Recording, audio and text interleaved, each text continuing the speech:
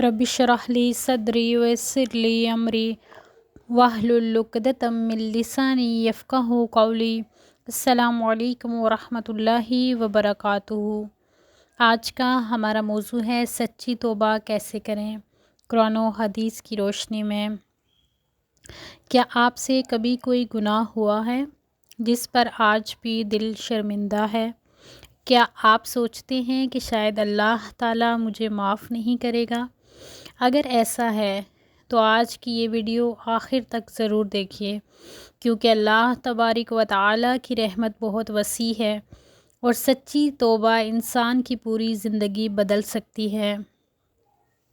آئیے دیکھتے ہیں کہ قرآن مجید میں اللہ تبارک و تعالیٰ سورۃ التحریم آیت نمبر 8 میں فرماتے ہیں، اے ایمان والو، اللہ کے حضور خالص توبہ کرو۔ اس آیت میں اللہ تعالیٰ ہمیں نصیحت فرماتے ہیں کہ ایسی توبہ کریں جو دل سے ہو، صرف زبان سے نہیں۔ آئیے دیکھتے ہیں کہ سچی توبہ کیا ہے۔ سچی توبہ کا مطلب کیا ہے؟ اپنے گناہ پر دل سے شرمندہ ہونا، فوراً گناہ چھوڑ دینا، دوبارہ نہ کرنے کا پکا ارادہ کرنا، اگر کسی بندے کا حق مارا ہے تو وہ واپس کرنا یا معافی مانگنا۔ نبی کریم صلی اللہ علیہ وآلہ وسلم نے فرمایا، گناہ سے توبہ کرنے والا ایسا ہے جیسے اس نے کبھی گناہ کیا ہی نہ ہو۔ یہ حدیث ہمیں اللہ کی وسیع رحمت کی امید دلاتی ہے۔ اللہ تعالیٰ کی رحمت۔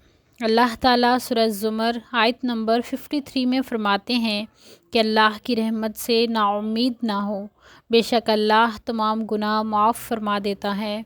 اس لیے چاہیے کہ گناہ کتنا ہی زیادہ کیوں نہ ہو، کتنا ہی بڑا کیوں نہ ہو، اللہ کی رحمت اسے کہیں زیادہ وسیع ہے۔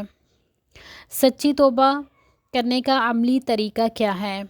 سچی توبہ کے بعد کیا کریں؟ 5 وقت کی نماز کی پابندی کریں، روزانہ قرآن پاک کی تلاوت کریں، کثرت سے استغفار کریں، نیک لوگوں کی صحبت اختیار کریں اور گناہ کے اسباب سے دور رہیں۔ مجھے امید ہے کہ آج کے اس لیکچر سے آپ کو یہ بات اچھی طرح سمجھ آ گئی ہوگی کہ سچی توبہ کیا ہے، سچی توبہ کیسے کی جاتی ہے اور کن شرائط کے ساتھ اللہ تبارک و تعالی اپنے بندے کی توبہ قبول فرماتا ہے۔